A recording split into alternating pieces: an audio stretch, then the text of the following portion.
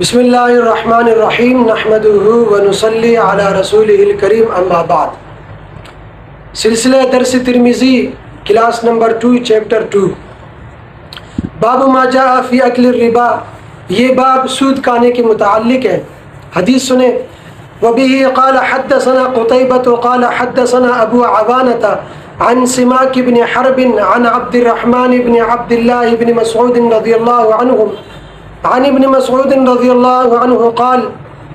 لعن رسول اللہ صلی اللہ علیہ وسلم، حضرت ابن مسعود رضی اللہ عنہ فرماتے ہیں کہ اللہ کے رسول صلی اللہ علیہ وسلم نے لعنت فرمایا آکل الربا، سود کھانے والے پر، وموکلہ،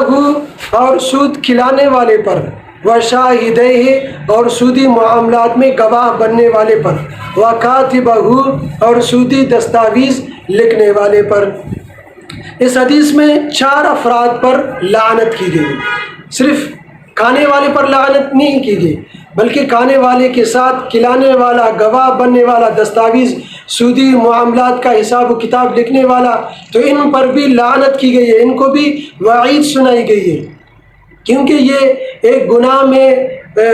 تعاون کر رہے ہیں، اور قرآن کریم کے ارشاد کے مطابق کسی بھی گناہ میں تعاون کرنا حرام ہے۔ وَلَا تَعَاوَنُوا عَلَى الْإِثْمِ وَالْعُدْوَانِ۔ تو اس حدیث سے یہ بھی پتہ چلتا ہے کہ جس طرح سودی معاملہ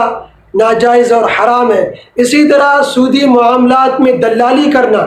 یا سودی حساب و کتاب لکھنا یہ بھی ناجائز ہے۔ اچھا، اسی حدیث کی بنیاد پر یہ فتویٰ دیا جاتا ہے کہ بینک کی ملازمت ناجائز ہے۔ اس کی وجہ یہ ہے کہ ہم اس حدیث میں غور کریں، اس حدیث میں صرف کھانے والے پر یا لینے والے پر لعنت نہیں کی گئی بلکہ کھلانے والا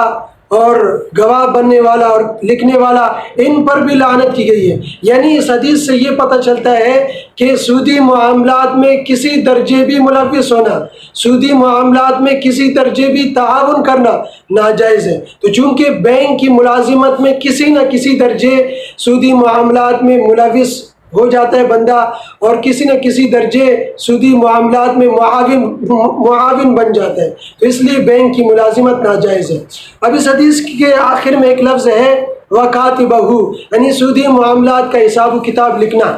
اس حدیث کی تفصیل میں علماء نے لکھا کہ وہ حضرات جن کا کام اکاؤنٹس اور آڈٹ وغیرہ کا ہے، ان کو مختلف اداروں، مختلف کمپنیوں کے پورے سال کے حساب و کتاب لکھنا پڑتا ہے اور چیکنگ کرنی ہوتی ہے، رپورٹ پیش کرنا ہوتا ہے، تو ان میں بعض معاملات ایسے بھی آتے ہیں جو کمپنیوں نے سودی معاملات کیے ہوتے ہیں، تو ان کو وہ معاملات بھی ان کے سامنے آتے ہیں، وہ معاملات بھی ان کو لکھنا ہوتا ہے۔ تو آیا یہ افراد، یہ حضرات بھی اس وعید میں داخل ہیں کہ داخل نہیں ہیں؟ تو اس پر علماء نے لکھا اس کی تفصیل میں کہ کاتب سود یعنی سودی معاملات لکھنے والا، اس سے مراد وہ شخص ہے جو عقد سود کے وقت حاضر و موجود ہو اور سودی معاملات لکھ رہا ہو اور عاقدین کے ساتھ تعاون کر رہا ہو، تو وہ شخص اس وعید میں داخل ہے۔ لیکن وہ شخص جو عقد سود کے انعقاد کے وقت موجود نہ ہو، حاضر نہ ہو، اور اس وقت حساب و کتاب، سودی حساب و کتاب نہ لکھتا ہو، بلکہ بعد میں جب پورے سال کی حساب و کتاب لکھ رہا ہو، کارگزاری لکھ رہا ہو، رپورٹ لکھ رہا ہو، تو اس وقت یہ معاملہ بھی سامنے آ جائے، اس وقت لکھ رہا ہو، تو یہ شخص اس وعید میں داخل نہیں ہے، کیونکہ یہ معاونت نہیں کر رہا بلکہ یہ پورے سال کی ایک رپورٹ پیش کر رہا ہے، ایک کارگزاری سامنے رکھ رہا ہے، تو یہ سودی معاملات میں یہ اس وعید میں داخل نہیں ہے۔ اب یہاں پر ایک اشکال بھی کیا جاتا ہے کہ آج کل تو ہر جگہ پیسہ بینک کے واسطے سے آتا ہے، تو لہٰذا ہر چیز حرام ہونا چاہیے۔ تو اس کے جواب میں علماء نے لکھا کہ دیکھو، شریعت نے ہر چیز کی ایک حد مقرر کر دی ہے کہ اس حد تک جائز ہے، اس حد سے آگے ناجائز ہے۔ تو اگر بینک سے جو پیسے آ رہے ہیں وہ حلال اور جائز طریقے سے آ رہے ہیں تو ان کا استعمال میں، ان پیسوں کے استعمال میں بھی کوئی مذائقہ نہیں ہے، اور اگر وہ پیسے ناجائز اور حرام طریقے سے آ رہے ہیں تو پھر ان کا استعمال بھی ناجائز اور حرام ہوگا۔